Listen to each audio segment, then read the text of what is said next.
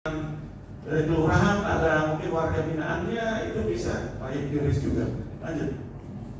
Nah, ekosistem supporting sistem koperasi desa kelurahan Merah Putih, ada produk layanannya, kemudian ada digitalisasinya, ada pengawasan dan pelaporannya, ada operasional dan pendampingan. Nanti ada satgas pendamping operasional. Itu nanti ada satgas pendamping operasional yang di SK-kan dari pemerintah untuk mendampingi koperasi Merah Putih di setiap kelurahan.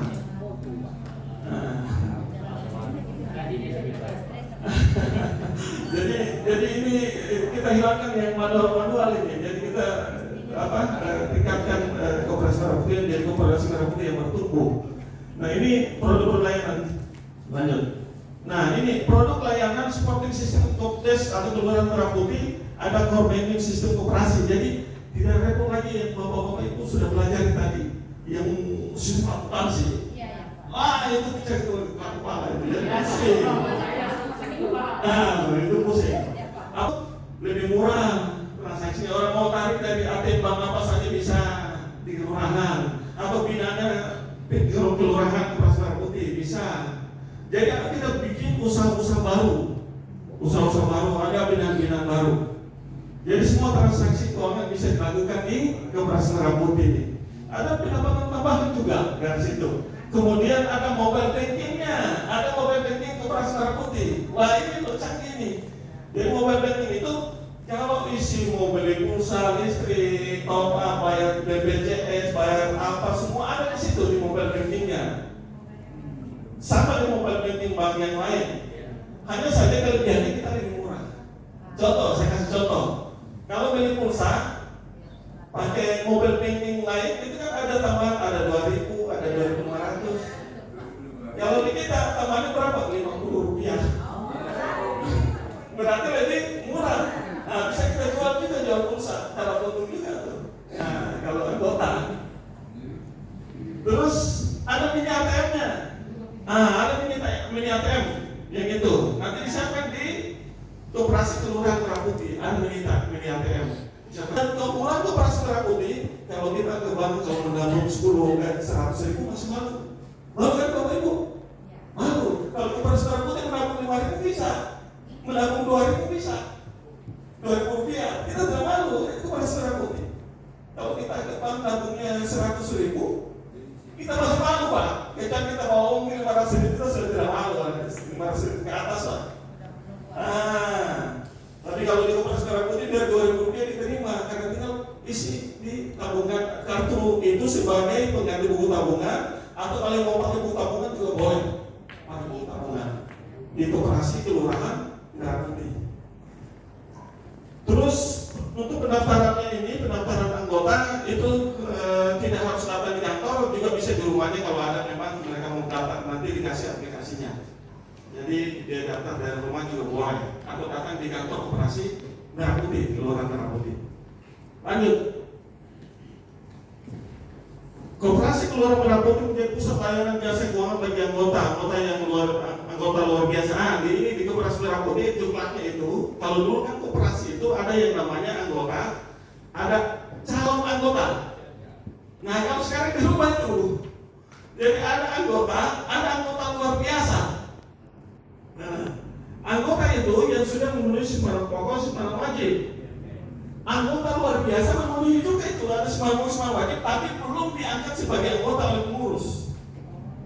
Nah, kalau dulu calon anggota selama dia memenuhi syarat pokok, syarat wajib sudah masih jadi anggota. Kalau sekarang tidak, kalau sekarang makanya untuk mendirikan Koperasi Merah Putih itu cukup 9 orang sudah cukup. Kalau dulu 21 orang. Sekarang 9 orang itu sudah cukup untuk mendirikan Koperasi Merah Putih. Nah, kapan diangkat sebagai anggota yang warga itu atas persetujuan dari pengurus. Kalau selama itu pengurus belum mengangkat, selama itu dia sebagai anggota luar biasa. Walaupun sudah memenuhi kebutuhan simpanan pokok dan simpanan wajib. Kalau dulu belum ada jumlahnya, calon anggota yang telah memenuhi simpanan pokok dan simpanan wajib otomatis menjadi anggota dulu. Nah, kemudian ini dapat melakukan transaksi simpanan, penarikan uang, pembelian dan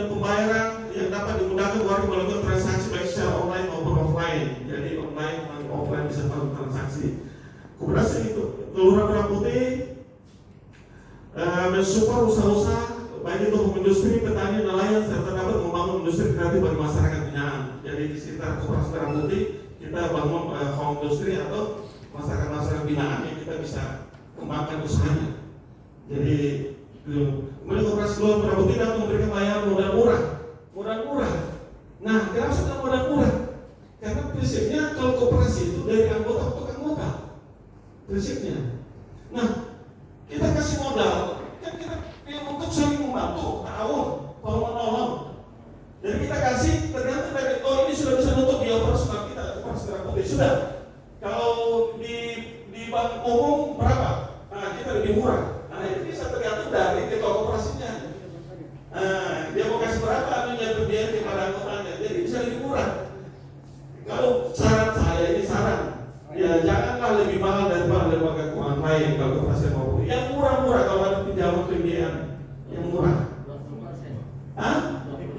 Jangan. Jadi ya mungkin 0,0 hanya untuk menutup dia operasional listrik lah di kantor.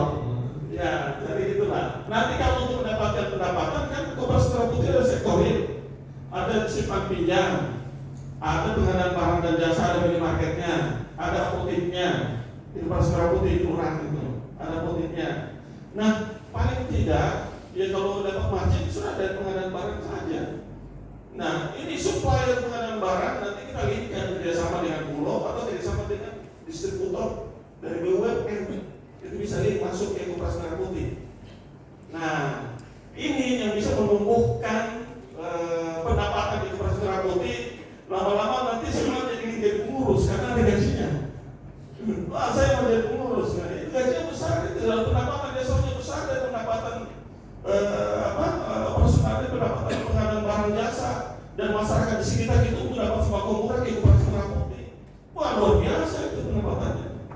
Dan ini lama-lama semua ingin jadi pengurus karena banyak pendapatannya di situ.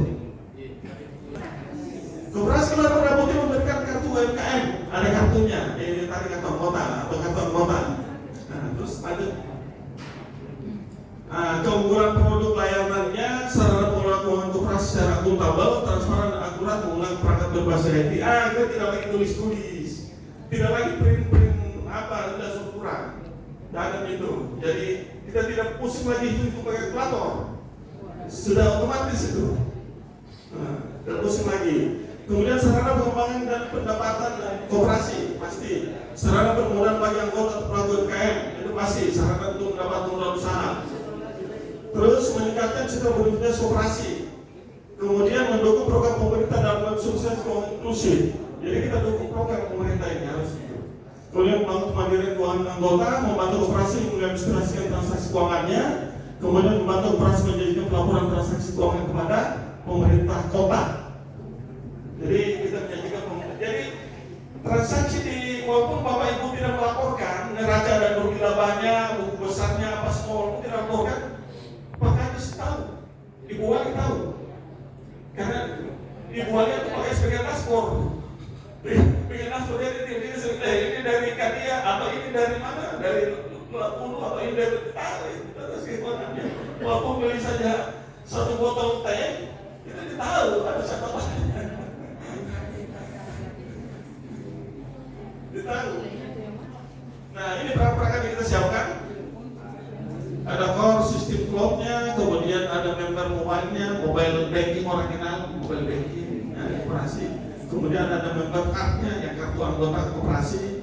Kemudian bracelet untuk mereka menyimpan atau menarik dan sebagainya di situ. Kemudian ada warung digital komunitas seperti agen link dan sebagainya. Kemudian ada dashboard monitoring ini sama Pak Kadis, dashboard monitoring atau sama Ibu Wali, dashboard monitoring. Nah, terus sistem koperasi manajemen anggota pasti karena koperasi itu ada pintu masuknya. Pada saat orang mau daftar itu wajib mengisi formulir permohonan menjadi anggota, wajib. Karena itu pintu masuk, itu ada yang diamankan undang-undang seperti itu. Kemudian wajib Koperasi Merah Putih mengisi buku daftar anggota, itu wajib. gue daftar anggota. Makanya situ ada manajemen anggota atau calon anggota, sekarang anggota luar biasa. Kemudian manajemen simpanan atau tabungan. Simpanan dibagi 3 di sana. Ada simpanan pokok, ada simpanan wajib, ada simpanan sukarela. Simpanan sukarela ini orang kasih nama macam-macam. Contoh kalau di koperasi keluar 80, umpamanya simpanan 80 apa gitu, bisa nama macam. Itu simpanan sukarela. Ya macam-macam. Atau biasa kita namakan simpanan umum. Simpanan sukarela. Jadi simpanan sukarela ini simpanannya pagi bisa ditarik siang atau tarik sore. Iya, kapan-kapan dia bisa ditarik. Itu simpanan sukarela.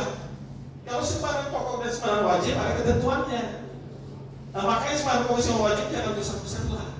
Kasihan, jangan sampai ada warga kita yang mungkin kemampuannya sedikit sebenarnya menjadi anggota, sebentar simpanan pokok simpanan wajibnya besar. Nah, itu jadi kasihan juga. Gitu. Baiknya simpanan pokok simpanan wajib itu kecil saja. Nah, kan mereka tiap bulan juga ada setoran. Simpanan pokok simpanan wajibnya syarat yang terlalu besar. Biar masyarakat semua bisa menikmati layanan koperasi Merah Putih. Laporan dan pengawasan ini langsung dari pengawasan monitornya dari Kementerian Koperasi. Jadi ini terintegrasi sistem yang dipakai, ini terintegrasi ke pusat Kementerian Koperasi. Jadi dari Dirjen Pengawasan itu bisa melihat juga tentang pertemuan koperasi yang ada di kelurahan. Kemudian Dinas Koperasi Provinsi dan Dinas Koperasi Kabupaten dan Kota. Ini ada nanti untuk apa? Untuk tool pengawasan dan integrasi. Terus pengawasan tugas Merah Putih, informasi pelaporan pengawasan merupakan sebuah wujud dari digitalisasi pengawasan yang memudahkan Kemenko RI, pemerintah provinsi dan pemerintah daerah. Itu dia terintegrasi nanti. Lanjut. Nah, kendalanya dia selama ini koperasi mengirim laporan keuangan. Macam tadi diajar itu. Baik, itu setiap hari laporan keuangan ini setiap hari. Kemudian laporan tidak lengkap. Ini masalah ini. Kemudian laporan tidak standar akuntansi. Karena kita disuruh belajar memahami akuntansi, tapi kita sudah tua-tua, lama masuk.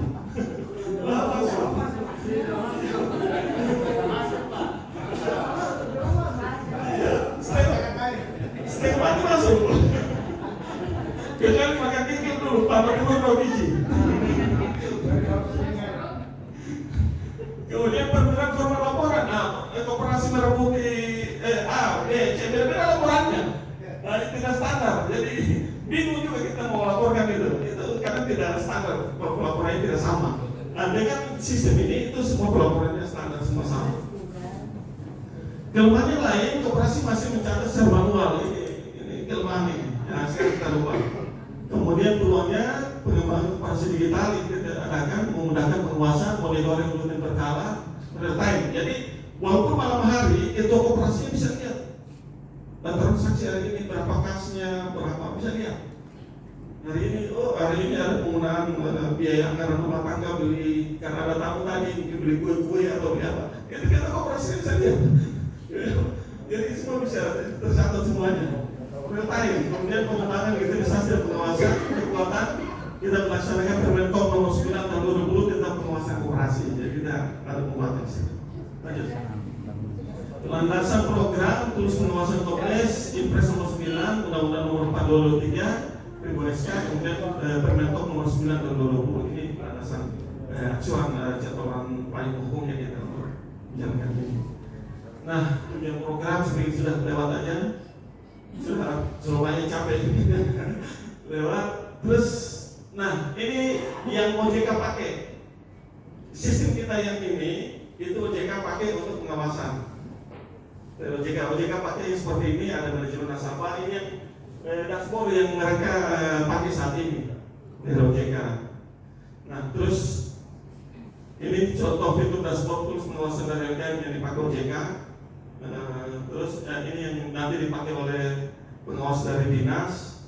Ini yang kita tawarkan dari sisi laporan keuangan sudah lengkap. Jadi ada laporan keuangan, laporan posisi keuangan, laporan kinerja keuangan, data series, laporan pembelian, penjualan, persediaan, pembiayaan anggota, kolektibilitas, accountability, informasi dan begitu sebagainya. Sudah lengkap, jadi kita tidak pusing-pusing lagi ini jadi jatuh. tidak pusing lagi. Jadi pengurus yang senang, jadi pengurus yang susah. Jadi pengurus yang senang terhadap koperasi mengembangkan. Jadi yang dipikirkan itu bukan laporan, tapi dipikirkan itu bagaimana koperasi bisa maju. Kalau kita pikirkan hanya laporan,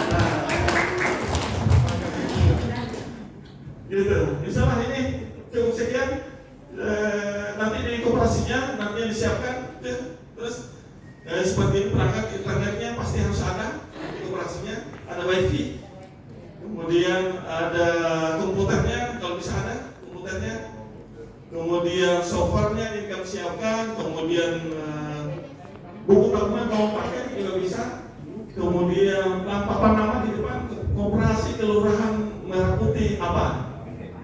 Nah, kemudian standing banner itu kita siapkan juga di depan, itu ada juklaknya begini. Standing bannernya, kemudian kursi teler seperti di bank itu ada pelayanan, ada meja teler. Meja teler itu yang seperti bank. Kalau bisa yang cantik-cantik itu yang jaga di situ biar menarik tuh.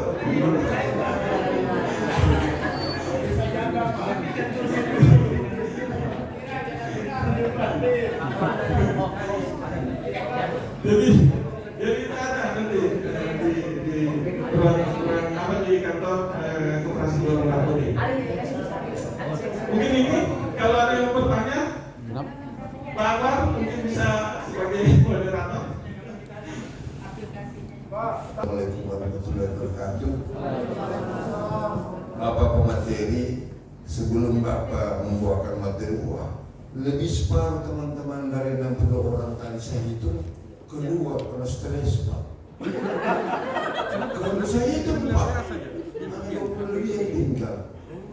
Kenapa? Terlalu banyak itu belangko isian yang kita mengisi. Salah saja satu huruf, hancur koperasi. Tiba-tiba Bapak datang memberikan materi yang membawa angin surgawi. Nah, pertanyaannya, Pak, ini semua alat-alat dibeli oleh koperasi atau dibuat dari pemerintah?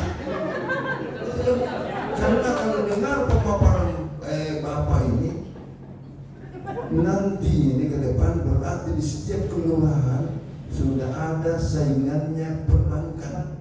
Karena semua ini kebetulan di rumah saya juga ada BRI Link. Jadi ada saingan baru ini BRI Link. Ini nanti Pak Kadis koperasi nanti yang putuskan.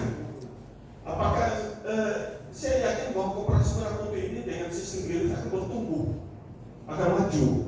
Jadi tidak usah membebani anggaran ini kepada anggaran APBD daerah. Dan memang anggaran itu memang tidak pernah ada. Yang ada hanya anggaran pembentuk badan hukum pun diambil dari anggaran tidak terduga BTT. Diambil dari BTT, apalagi mau pengarahan ini tidak ada. Jadi kreativitas dari koperasi Merah Putih yang ada di luar masing-masing. Skema ini karena besok kita ada pelatihan di kantor wali kota tentang sistem ini. Kita belajar. Jadi hari ini kita umum saja nih, hanya umum saja kita sampaikan. Besok itu bukan umum lagi, karena kita langsung praktek. Langsung kita praktek kalau besok di kantor wali kota. Ini akan bicarakan dengan Pak Kadis untuk cari solusinya seperti apa. Apakah melalui mekanisme pembiayaan untuk pengadaannya dulu, nanti koperasi Merah Putih disusupkan, dibayarkan, disusupkan. Itu bisa banyak skema yang bisa diarahkan. Yang penting paham dulu, mau dulu, dan mau jadi pengurus yang aktif. Itu dulu. Yang lain-lain itu disoalkan gitu. Bisa dibuka kembali di slide manfaat produksi layanan. Yang dibaca. Ini bukan di atas. Yang pertama lagi. Ya, manfaat produk layanan. Di sini ada perbedaan yang saya lihat, Pak, mengenai yang poin pertama itu menjadi pusat layanan jasa keuangan bagi anggota luar biasa dan masyarakat umum. Yang jadi pertanyaan, seperti yang disampaikan tadi, ada perbedaan antara anggota dan anggota luar biasa. apa saja perbedaannya. Itu ini penguatan saja Pak. Apa saja perbedaannya dan batasan-batasan apa. Terus menyangkut lagi Pak Hadi, memang di era digitalisasi kita ada beberapa masalah yang harus kita pertimbangkan, terutama dalam sisi perawatan. Memang benar sekali itu harus kita tahu persis apakah bebannya nanti diberikan kepada koperasi atau di pemerintah yang selaku dalam hal ini stakeholdernya. Nah, untuk itu mohon penjelasan. Terima kasih. Assalamualaikum warahmatullahi wabarakatuh. Perbedaan apa anggota dan anggota luar biasa. Jadi sebenarnya menurut jumlah yang dikeluarkan oleh kementerian bahwa anggota itu yang sudah diakui oleh pengurus dan anggota dari asal anggota awal itu anggota luar biasa yang mendaftarkan baru anggota luar biasa kapan menjadi anggota itu setelah diangkat oleh pengurus untuk ditetapkan sebagai anggota. Terus apa perbedaan keduanya ini? Sebenarnya dari sisi manfaat untuk menjalankan dan untuk mendapatkan manfaat dari koperasi merah putih itu sama, tidak ada perbedaan. Tidak berbeda. Yang membedakan adalah kalau anggota luar biasa ini dia tidak punya hak suara. Dia tidak punya hak suara, tapi hak berpendapat boleh, hak mengusulkan boleh. Itu, tapi dia tidak punya hak suara.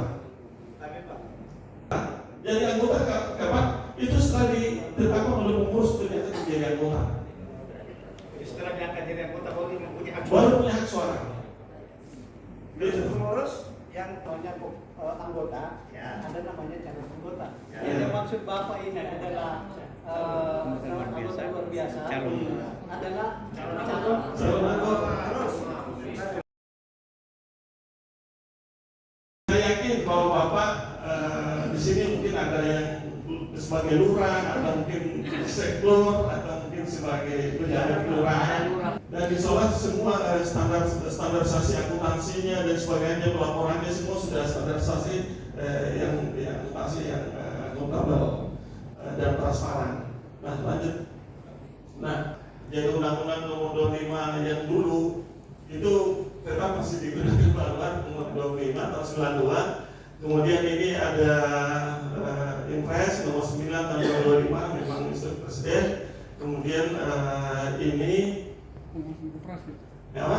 Pengurusan koperasi. Ya nomor 9 tahun 2005 tentang pengawasan. Nah terus berdasarkan instruksi nomor 9 tahun 2005 yang diterbitkan tanggal 27 Maret 2005 tentang persebaran Kementerian Koperasi Merah Putih, Surat Edaran Koperasi nomor 1 tahun 2025 tentang cara pembentukan Koperasi Desa Merah Putih dan juga Menko RI nomor 1 2005 tentang pembentukan Koperasi Desa Merah Putih. Sedikit sudah ada